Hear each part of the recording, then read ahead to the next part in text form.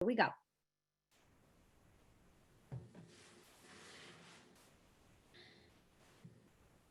Hi, everybody. We'll be starting in just a moment.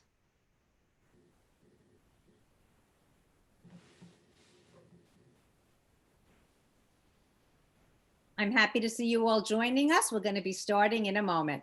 Now I sound like a broken record. I wish I had some elevator music to play.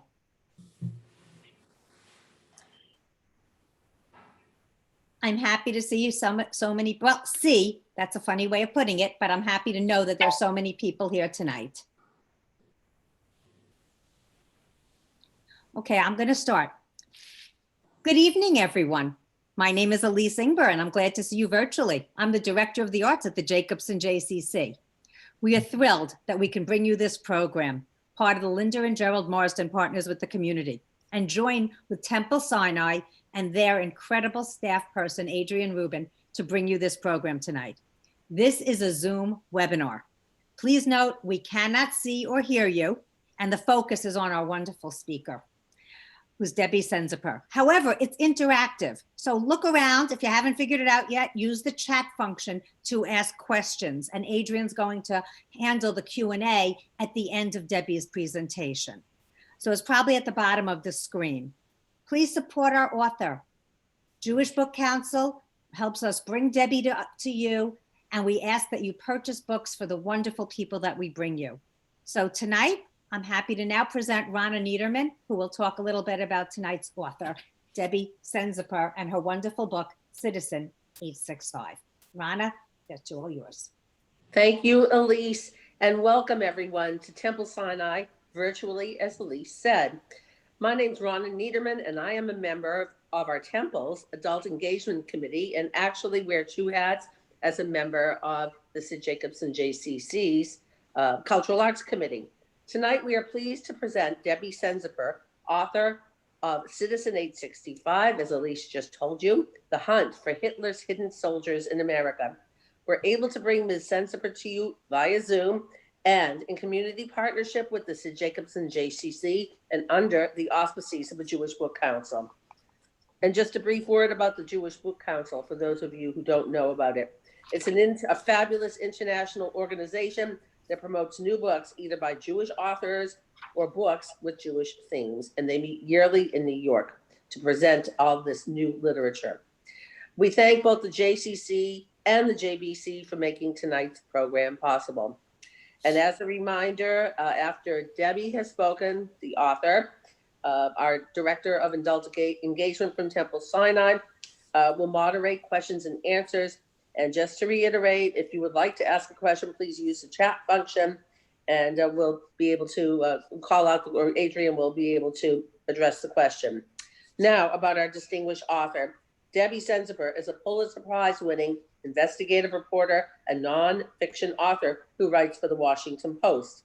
She recently was named Director of Investigative Reporting at the Medill School of Journalism, Media and Integrated Marketing Communications at Northwestern University.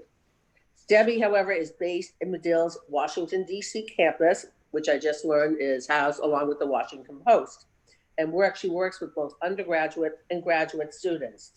Over 2 decades, Debbie's stories have sent people to prison. Her stories have changed local, state, and federal laws, have prompted FBI and congressional investigations, and produced more funding for affordable housing and mental health care and public schools. In fact, her Pulitzer Prize, which she won in 2007, was a Miami Herald investigative series that exposed corruption and waste in the Miami-Dade Housing Agency. Debbie has won numerous awards in American print journalism, including the Robert F. Kennedy Award given by Ethel Kennedy and the Robert F. Kennedy Center for Justice and Human Rights, and the Goldsmith Prize for Investigative Reporting from Harvard University. Over the course of her career, Debbie has reported for both the Miami Herald and Charlotte Observer, to name a few. A graduate of the University of Florida, Debbie grew up in Philadelphia and currently lives near Washington, D.C.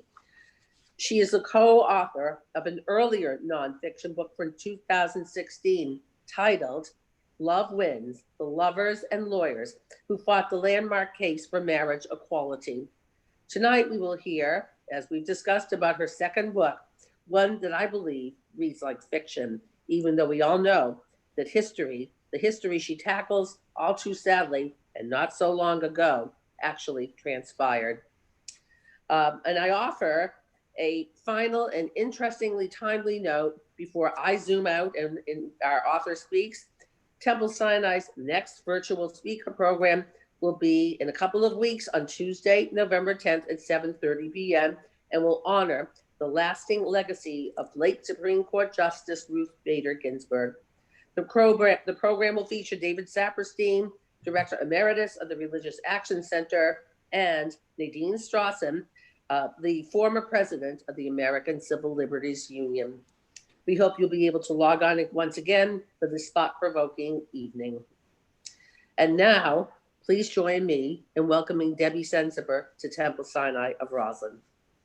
Thank you, and thank you for that nice introduction. I'm really happy to be here and happy that you're all willing to take an hour out of your busy week to hear a little bit more about this story that I just found so fascinating and wanted to tell so badly. So the backstory to Citizen 865 is that in the very final moments, and I mean the final moments of 2016, I was at a New Year's Eve party near where I live in Maryland with my husband, and it was getting close to midnight, and he desperately wanted to leave, I think because he thought I was going to force him to dance to disco music with our friends. And instead, I fell into a conversation at this party with a lawyer, a prosecutor from the US Department of Justice.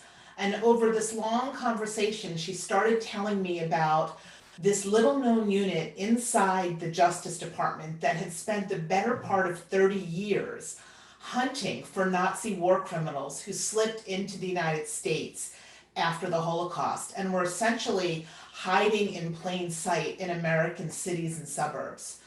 And I remember leaving the party that night just fascinated by that idea for two reasons. One is I really could not believe that some 70 years after the end of World War II, we were still finding Nazi war criminals here in the United States.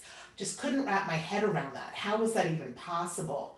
And secondly, I really wanted to learn more about the people inside this Nazi hunting unit at the Justice Department, the historians and the prosecutors who had spent years delving into some of the darkest moments in recent history, interviewing not only survivors and witnesses, but also mass murderers who describe mass murder in such clinical terms.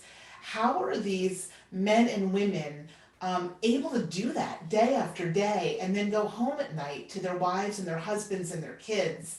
How are they able to separate their jobs from their lives? I don't know how they were able to do that, and I was really wanted to answer that question.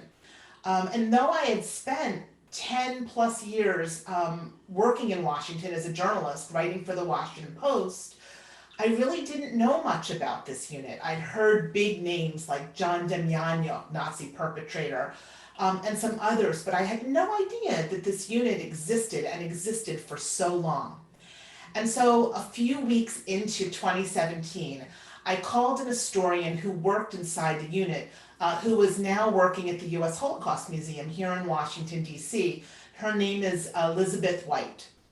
And she started telling me about her time inside this Nazi hunting unit and how in 1990, she and another historian named Peter Black went to Prague in what was then Czechoslovakia. And it was just after the collapse of communism. And for years, Western investigators and historians couldn't get into the archives of communist countries because the communist governments didn't want to let them in. And so they knew that there were thousands and thousands of pages of Nazi rosters and records stashed inside the archives in cities like Moscow and Kiev and Warsaw and Prague. But in many cases, they couldn't get in because the governments of those countries wouldn't let them in. Now communism collapsed, and suddenly they were given this unprecedented invitation to come to Prague to see what secrets were held in the archives of Prague in rosters and records that the Nazis or the Soviets had stashed in Prague near the end of the war. So these historians travel to Germany, rent this old stick shift, and they drove across Germany. They arrived in Prague in the middle of the night to an apartment that they rented. And Elizabeth tells the story of this Russian caretaker who was there to take care of them. And Elizabeth White, Barry White, was 3 months pregnant at the time and suffering from morning sickness. And so you can imagine how she felt when this Soviet caretaker insisted that they eat pork cutlets and beer for breakfast. And poor Barry White could not stomach that. And for a few days they went to the archives and found very little. And then one morning a government sedan pulled up, and armed Czech security agents took Barry White and another historian, her colleague Peter Black, over to this big archive. And they were let out into this massive room with armed Czech security agents all around them. And Peter Black said through his interpreter, "My name is Peter Black. This is Barry White. We're here representing the US Department of Justice." And of course, all of the armed Czech security agents snickered and laughed because Dr. White, Dr. Black, they were thinking the CIA has no imagination, that Dr. White and Dr. Black, they must be spies, because you'd think they'd come up with better names than that. But of course they weren't spies. They really were historians inside the Justice Department. And so they were shown into the archives. And Barry White had to run to the bathroom every hour on the hour. She was not feeling well. And the bathroom was in an elevator air shaft with a chain that flushed the toilet. But she powered through it, as women do. And a few hours into their search of massive boxes of records, dusty records that no Western investigator had ever seen before, and suddenly into their search, she pulled back the chair, rushed over to Peter Black and said, "I think I found something." And what Barry White found in the dusty archives of Prague in 1990 was a Nazi roster from 1945 that listed the names of 700 men who had served during the war in an obscure unit in a town called Travniki, Poland. And these men during the war were essentially the foot soldiers of the Third Reich in occupied Poland. Barry White and Peter Black knew from looking at the list that these men had helped liquidate the ghettos, the Jewish ghettos of occupied Poland, and that they had manned the death camps, in some cases operating the gas chambers in occupied Poland. But they really didn't know much about the unit other than the men served as Hitler's helpers during the war. But as they were running down this roster, they recognized some of the names. The reason they recognized the names is because they knew from prior investigative work that those men were living in the United States. And that is what launched Peter Black and Barry White and this Justice Department unit known as the Office of Special Investigations on a 15-plus year investigation into the men of this Travniki, of what became known as the Travniki training camp. And I was fascinated by this because I had studied Holocaust history like we all did in Hebrew school and in college, and thought I knew a lot about the Holocaust, but I really didn't know about this Travniki training camp. And in fact, very few people in the West did know about it because the rosters and records were hidden for so long that the history was really unexplored. And what Peter and Barry found was this piece of Holocaust history that the West didn't know much about. And so this Justice Department unit over 15 years not only identified and prosecuted and helped deport men who served in this obscure training camp, but they also really corrected the record of Holocaust history. They filled in the gaps. And I, as a journalist, was fascinated by that. This was not a history that you could go find a book sitting on a shelf in a library for. This history really existed in the minds and the work of the historians inside this unit. So let me tell you a little bit about Travniki. Travniki was a town, a little farming village south of Warsaw in occupied Poland. But what made it special and a strategic location to the Third Reich was that Travniki was connected by the railways to all the major corridors in occupied Poland.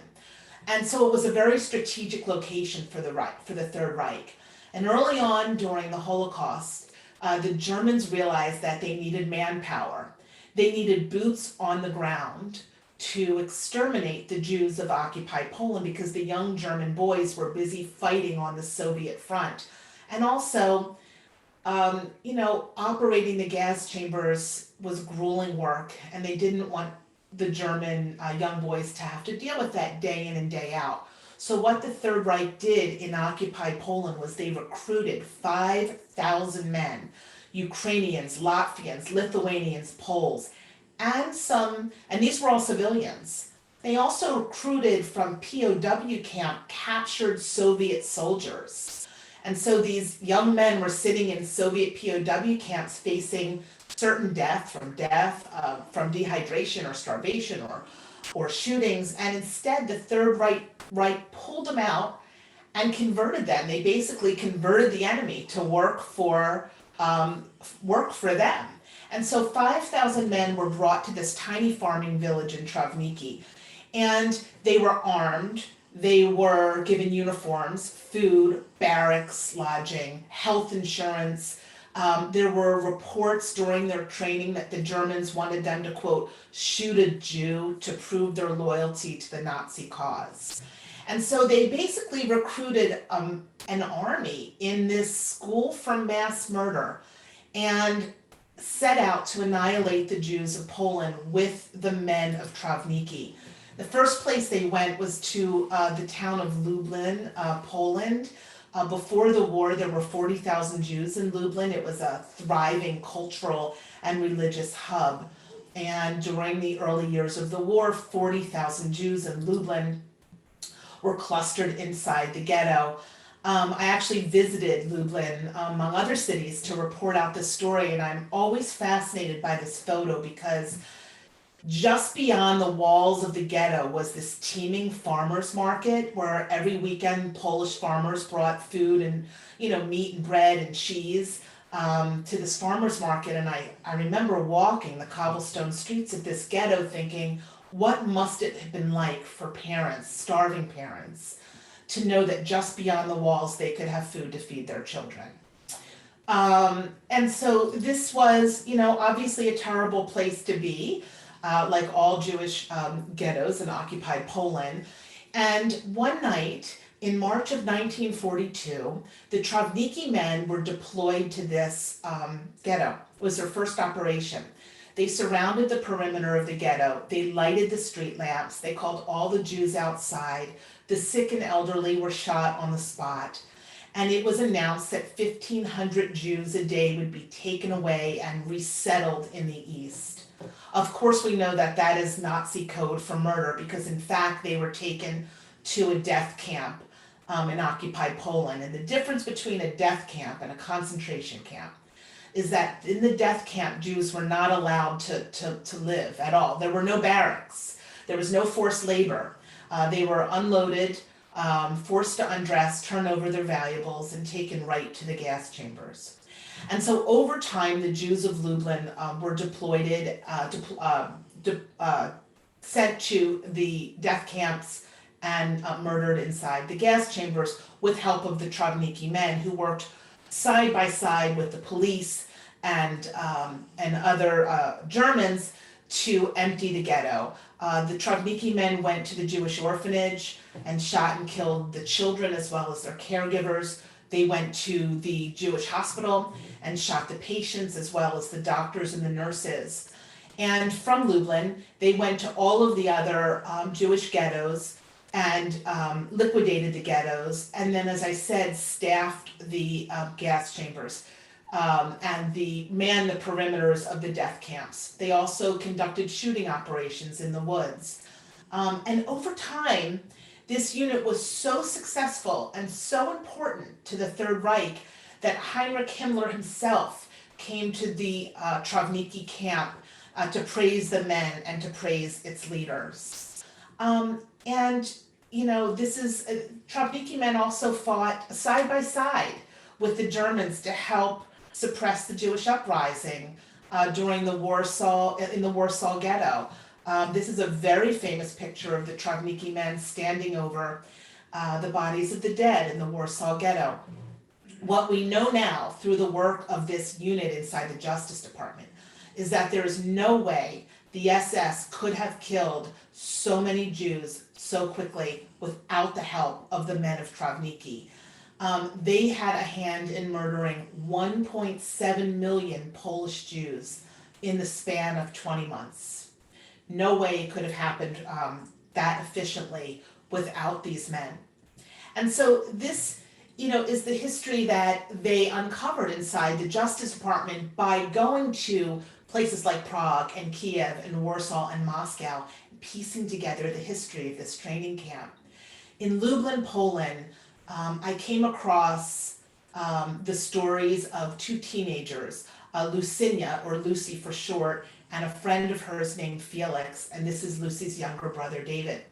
And when the ghetto was liquidated, Lucy and Felix hid inside a double wall that Felix's father, an architect, had built into the wall. And they managed to avoid deportation and escape to Warsaw. And where do you go when you're Jewish in the middle of the night in Warsaw? They decided to go into the Warsaw Ghetto where Lucy had an uncle. And the uncle insisted that Lucy and Felix, who were very young, Lucy was 16, Felix was only a few years older, just friends. But the uncle insisted that Lucy and Felix get married because he didn't think it was appropriate for two teenagers to be traveling together. And so under the cover of night in the Warsaw Ghetto, Lucy and Felix got married. In fact, a Jewish woman came up to Lucy and pulled the wedding ring off of her finger and pressed it into Lucy's palm and said, "Here, you wear this, maybe it will bring you better luck." And so Lucy and Felix and Lucy's younger brother David managed to live and survive in the Warsaw Ghetto and escaped just before the Jewish uprising, a decision that probably saved their lives. And at the end of the war, near the end of the war, they ended up in a tiny farming village near Krakow, and nobody knew they were Jewish. Felix volunteered to teach arithmetic to the children of the village.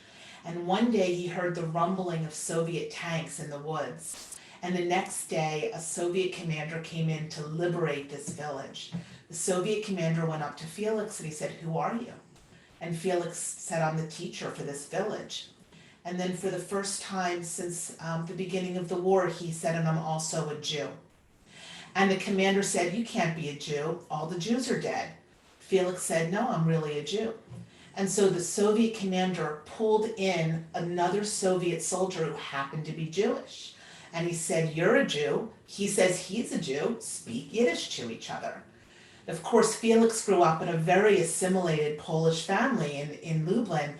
In fact, when he was sitting and running lessons with the rabbi, when the rabbi would kind of fall asleep, Felix would skip through the pages of the prayer book so that when the rabbi woke up, Felix could say, "Look, Rabbi, I finished my studies, I'm a good boy." So he really didn't know much Yiddish and really didn't know what to say, but standing there, having survived the war, but having lost his parents, his sister, his grandparents, everyone he ever knew, Felix managed to recite the Shema to this Soviet Jewish soldier, and the Jewish soldier hugged Felix and said, "Wow, you really are a Jew." And that's how Felix and Lucy ended the war. They walked back to Lublin. Before the war, as I said, there were 400 Jews there. Fewer than 200 survived, including Felix and Lucy. David, her younger brother, did not survive, and you can read the book to find out what happened to David. Felix and Lucy ended up in Vienna, where Felix got his medical degree, earned his medical degree. And then they got a visa to come to the United States because Lucy had an uncle in New York, a distant uncle in New York. And so they came over to the United States in the early 1950s, settled in New York for many, many years, and then moved to the Midwest, where Felix became a pediatrician and served generations of families in the Midwest.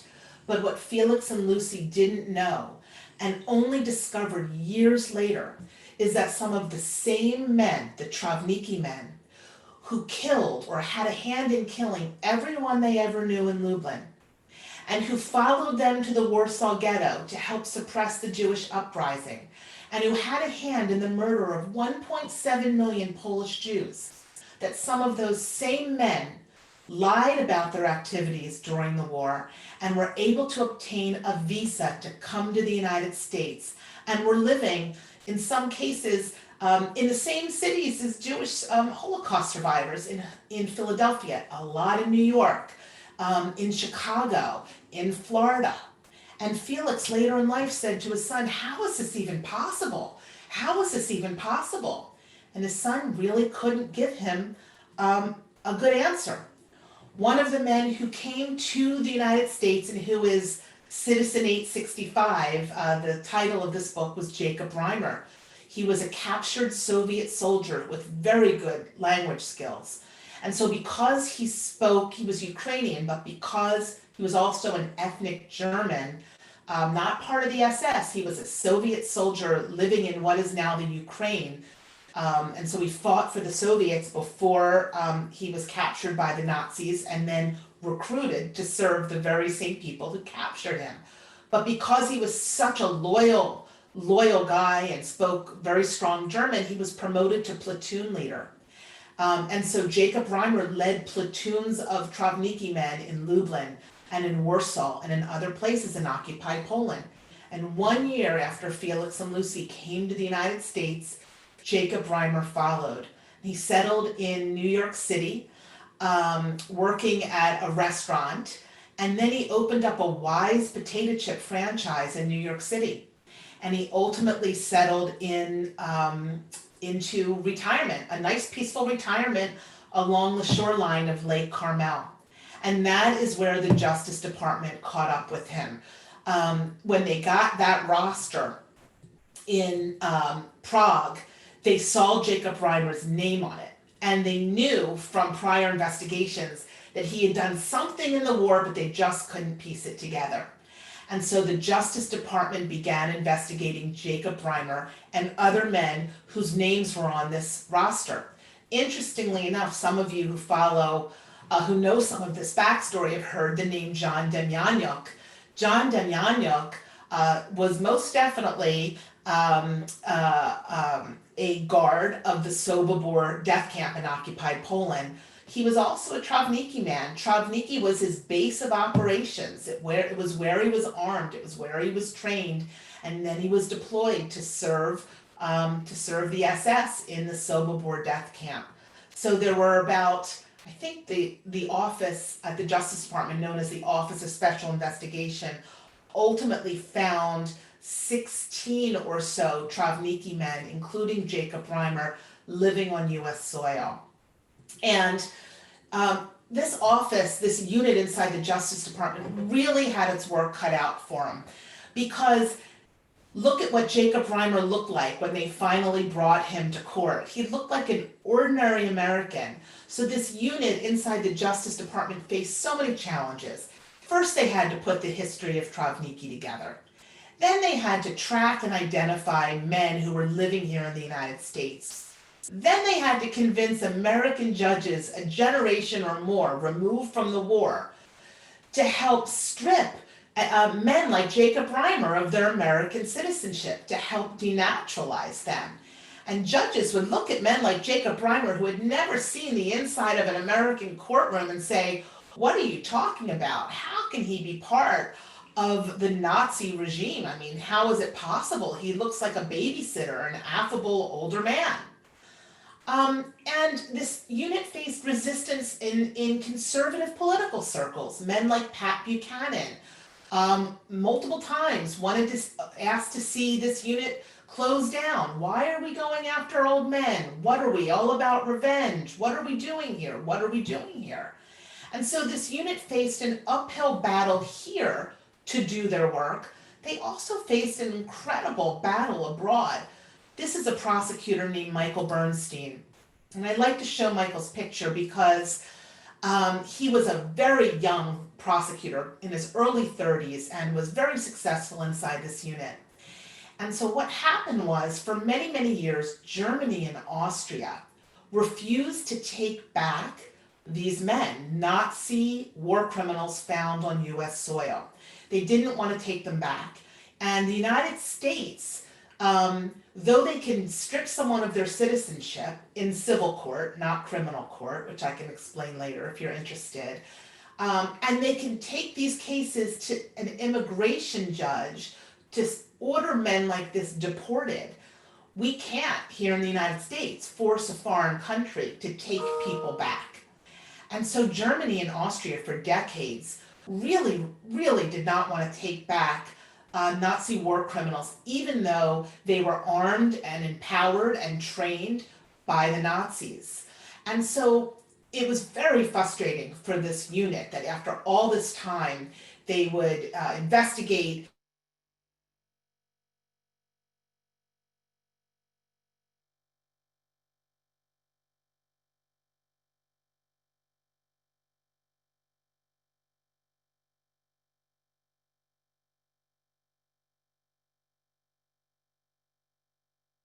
about retribution. You know, there's Amazon movies about Nazi war criminals. It was really about two things. One, they wanted to take back visas that never should have gone to these men in the first place, that should have gone to Jewish survivors or other war refugees. And two, it was not right to let these Nazi war criminals die in peace on US soil, alongside Holocaust survivors and their descendants, as well as soldiers who had crossed an ocean to fight in World War II. It was just wrong, and they wanted to remove these men from US soil. But the Germans and the Austrians wouldn't take them back. Which brings me back to Michael Bernstein, this young prosecutor. In the late 1980s, the Justice Department got word that the Austrians were finally relenting and had agreed to take back Austrian-born Nazi war criminals here on US soil. And so Michael Bernstein was asked to fly to Vienna to seal the deal, to make sure the deal was signed. So just before Hanukkah in 1980, I always get my years wrong, 88 or 89, Michael flew to Vienna. He was a wonderful negotiator. The deal was signed. The Austrians, finally, this extraordinary victory for the Justice Department, that the Austrians were going to take back Travniki men and others who were found here if they were Austrian born. And so he gets this deal done, and he calls his boss at the Justice Department, and he says, I'd like to change my flight. I'd like to come home earlier so I can spend Hanukkah with my children. And tragically, Michael Bernstein changed flights to Pan Am Flight 103, which was blown up in the skies over Lockerbie, Scotland by a terrorist bomb that was stuffed inside a Samsonite suitcase. So all of those years after the end of the war, Michael Bernstein, this young prosecutor, the Justice Department, died in the line of duty. And Eli Rosenbaum, who has run this unit for years and years and years and is perhaps the most successful Nazi hunters in the world, to this day still keeps a picture of Michael in his office because it was this great tragedy for this unit. But over time, this unit was able to prosecute not just Travniki men, but many, many other Nazi war criminals who were found on US soil. When this unit was formed in 1979 by an act of Congress and by a US Congresswoman from New York named Elizabeth Holtzman, who was absolutely astounded that there were still Nazi war criminals in the United States. Everyone predicted this unit would be around for a couple of years at best. After all, how many Nazi war criminals could we still be living on US soil? But the work of this unit went on for more than 30 years. They overcame obstacles in the court. They overcame obstacles in political circles in the US. They overcame obstacles presented by Germany and Austria. And they managed over time to deport as many people as they possibly could. Tragically, a number of Travniki men were not deported. Jacob Reimer, though he was stripped of his US citizenship after the Justice Department took him to court, Germany refused to take Jacob Reimer back, and he died in Pennsylvania in 2005, a stateless man, but he was able to die here on US soil. But there were many successes in this unit, and for me to report this book, I retraced the steps of the prosecutors and historians, traveled to different countries, spent many hours with the people in this book, and for me on a personal level, I've been an investigative reporter for 25 years, writing about the worst in human nature. I reported in Miami. I am now in Washington. You can imagine how many stories you can find. And for me, I was just moved by the people in this book. I was moved by the fact that they just wanted to do the right thing, that they believed in justice, as cliche as that sounds, that they believed that even delayed justice was better than no justice at all. And that they lived inside these dark moments in history to correct the record of history and to make sure the right thing happened. And I found that moving and inspiring. I dedicated the book to my children because I wanted them to know that there are good people in government and at the Justice Department, and that that the right thing can happen, and it did happen in many cases here. I also want to just end. That's a terrible picture of me in Lublin and in Warsaw, but I wanted to just end by telling you just a little bit about Felix and Lucy. I've never met them. I wish I met them. I remember sitting at my desk one night listening to oral histories that they had taped about their stories, and every survival story is extraordinary. There was something about Felix and Lucy's story. My husband and kids were asleep, and I stayed up until 2 a.m. I just couldn't stop listening to their stories. And I've become friendly now with their children and grandchildren. And Lucy and Felix lived a good long lives. Felix died in his armchair in his early 90s. And Lucy turned to her son and said, "I'm not going to survive 6 more months without him." And it really makes sense if you think about it, because the only person that remembered the sound of Felix's sister's voice was Lucy. The only person that remembered Lucy's parents was Felix. And so they had this powerful shared memory, and Lucy couldn't imagine a life without him. And so, true to her word, she died 6 months later on what would have been their 75th wedding anniversary in the Warsaw Ghetto. I choke up every time when I tell that story, because Lucy used to go into her synagogue and say to her rabbi, you always say things like God giveth and then God taketh away. But in my life, it was just the opposite. God taketh away and then God giveth. And she would point to her whole family sitting there, and there would be, 8 or 9 grandchildren and their children. And they really led a full life, despite a life filled with absolutely tragic losses. But these are the people that the prosecutors and historians inside this Nazi hunting unit were working for in many ways. And so, their story to me is, a big part of the book, because it's why this story mattered. And so that's a little bit about Citizen 865.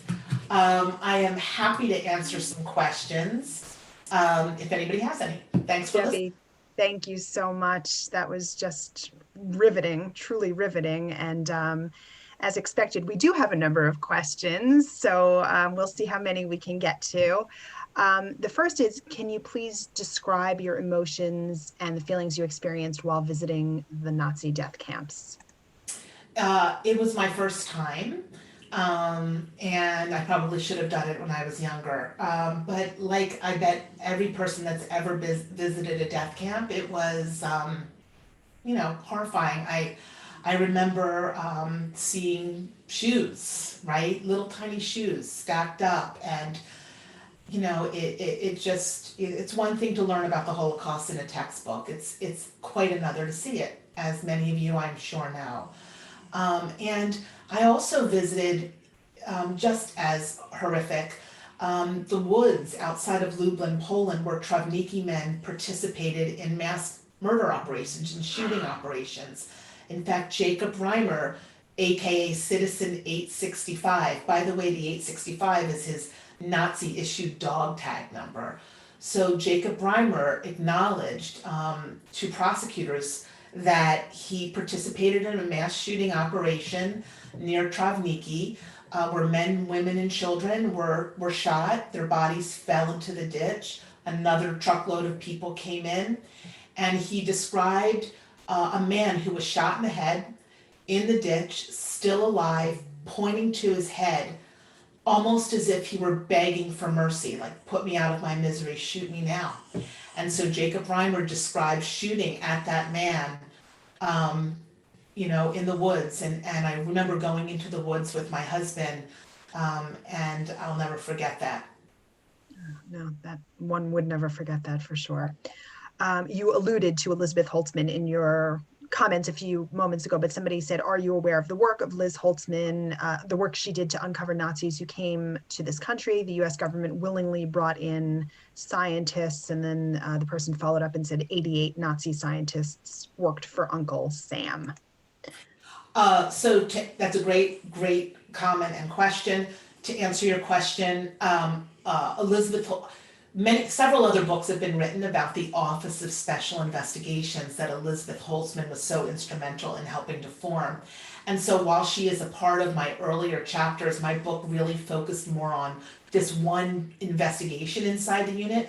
But yes, Elizabeth Holtzman was so outraged that Nazi war criminals were living here that she not only demanded that this unit be created, but that it would exist within the powerful criminal division of the Justice Department. And so without Elizabeth Holtzman, I don't know that this unit would have ever been created. In terms of the Nazi scientists, yes, Operation Paperclip, it's true that Nazi scientists were brought here by the federal government because they didn't want them to fall in the hands of the Soviets. Very smart Nazi scientists in the hands of the Soviets. Other books have been written about that, and so I stayed away from that in this book because I really wanted to focus on the men of Travniki and what Peter Black has come to call over the years this school for mass murder, which is exactly what Travniki was in Poland. Thanks, Debbie. The next question is, what happened to those that were deported? Also a great question. It's so interesting. When I started talking about this story to my mother, she's like, yeah, where'd they go? What'd they do? What was their justice at the end of the day? And, I'm sorry to report that, as I said, in some cases, they were not deported because no country would take them back. And in many cases, when they were deported, they went on to live their lives in these other countries. There were some exceptions to that.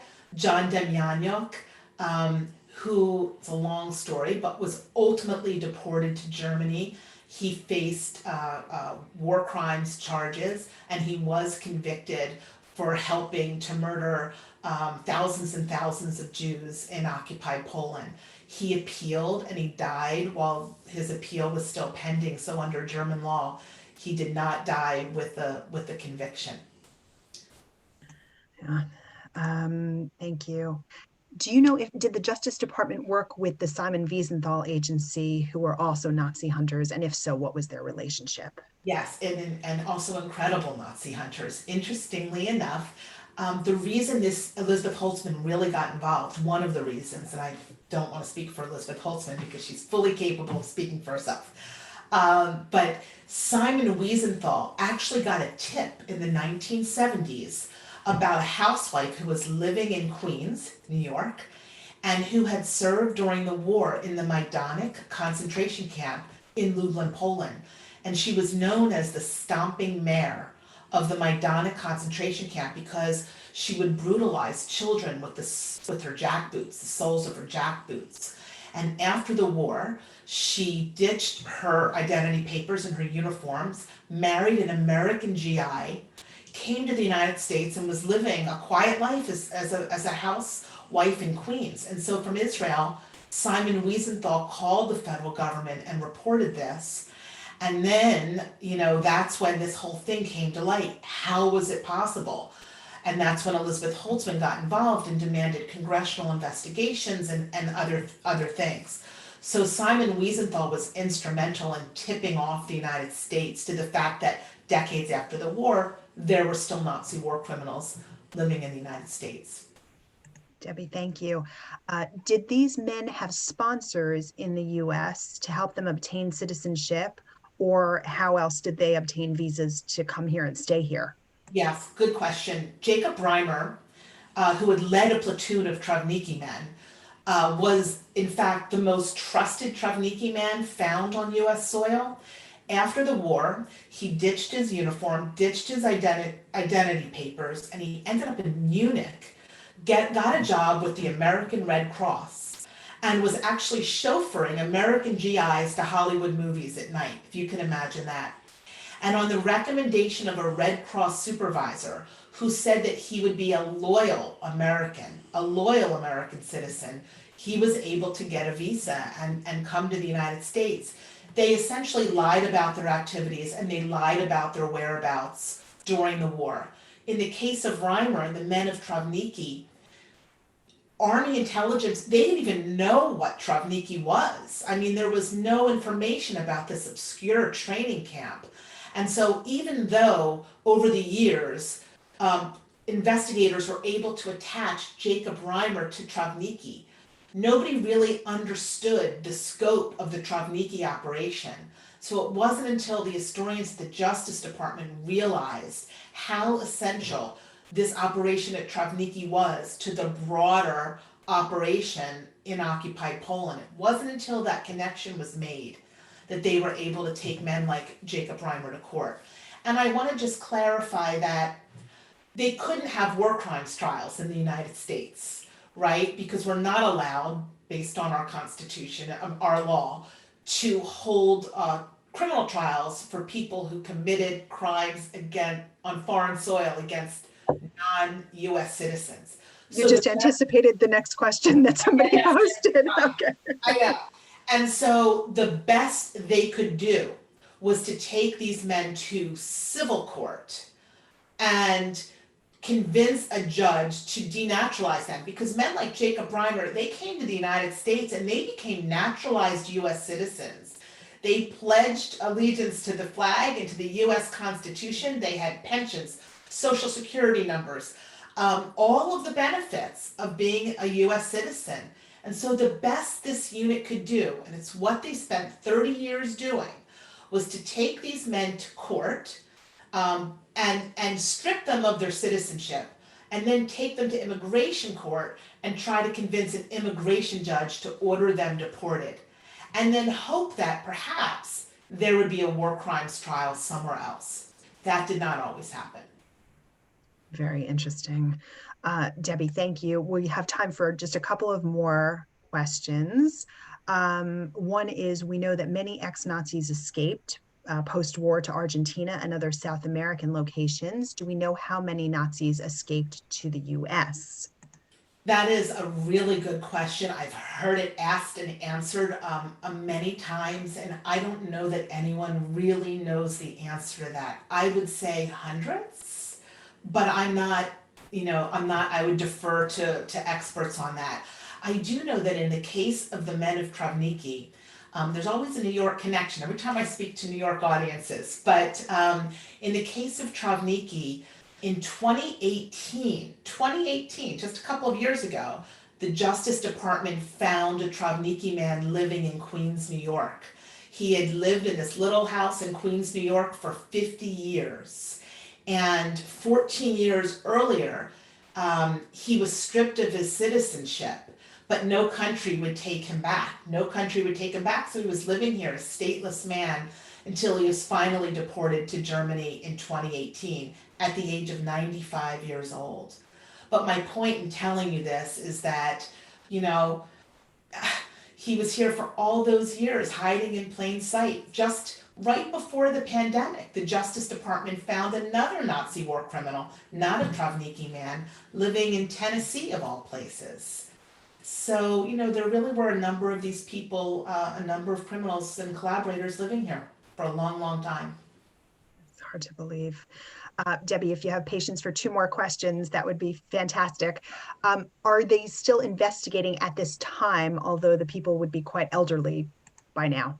Yeah, they are quite elderly. So this unit was called the Office of Special Investigations. And it's funny, when I started reporting this book, I'm thinking, oh wow, the Justice Department, the heart of Washington, D.C. It must be this like glamour. I mean, I was just thinking it was this big operation. And in fact, they were housed in an outpost of the Justice Department with, stain drop ceilings and frayed carpeting and very little staff. And they were managed to do this work. But a couple of years ago, because there are very few, if any, Nazi war criminals left living in the United States, this office was merged with another unit inside the Justice Department with a mission to track, identify, and bring to justice war criminals from other hotspots around the world, like Rwanda and Bosnia and Guatemala. Eli Rosenbaum, who ran this unit and is a major character in Citizen 865, is still a part of that unit, but their mission is broader now. How interesting. Thank you, Debbie. And the last question is actually mine, which is, can you tell us a little bit about the experience of recreating history with this book and what a contrast that must have been for you as a journalist who has spent your whole career, fighting for and reporting on very current and contemporary issues? Yeah. Well, again, to me, I experienced it with my first nonfiction book about marriage equality. I wrote about the plaintiffs and the civil rights lawyers who brought the case for gay marriage to the Supreme Court in record time. And that was really a love story. And of course, I went from writing love story Nazis. Like, I don't know what I was thinking, but I find as a writer that I need a break sometimes. Like I really need to write about people who move and inspire me. And I found that here, not just with the prosecutors, but with Peter Black and Barry White and the historians who are such a major part of this book. They're not just brilliant. They are, their work is meaningful. It matters. It matters. And I met Peter Black for bagels and coffee at least 20 times. And it was hard for me as a journalist because the history lived in his head and I had to pull it out. And I don't know how many of you know historians, but they're very much like fact-based. And then I would always say to Peter and Barry, but how did you feel when you found that? Or how did you feel when he said that to you? And I had to pull it out of them over a matter of months and months. But, it was grueling work, but it was inspiring work. And I wanted to chronicle this history. I really wanted it to be in one place for mainstream audiences. My mother and grandmother, who is 98 years old, living in Florida, are both still members of book clubs. And when I started, my mother said, oh no, another World War II book, another World War II book. And I said, this one is different. It's not a book written for historians. It's a nonfiction book that reads like a narrative, and it's a part of history that you really need to know about. So that's why I chose to write the book. Debbie, we're so grateful that you did, and we are just so grateful to have you here with us tonight. Thank you for spending this time with us and illuminating us about this very, very important subject and your research. And again, we encourage anybody who hasn't yet read the book to read Citizen 865. Debbie, it's been a pleasure. Thank you very much. And thank you so much to everybody who's joined us, both from the JCC and from Temple Sinai. And we look forward to seeing everybody again soon. Take care and stay well. Thank you all for being a part of it. Adrian, Rana, you're amazing. Debbie, brilliant speech, brilliant presentation, brilliant book. Thank you all. And we'll Thank see you, you Elise, on and Zoom Rana, and Debbie. soon. Take care, everybody. Be well. Thanks, Debbie. Bye-bye. Thank you. Bye, guys. Take care.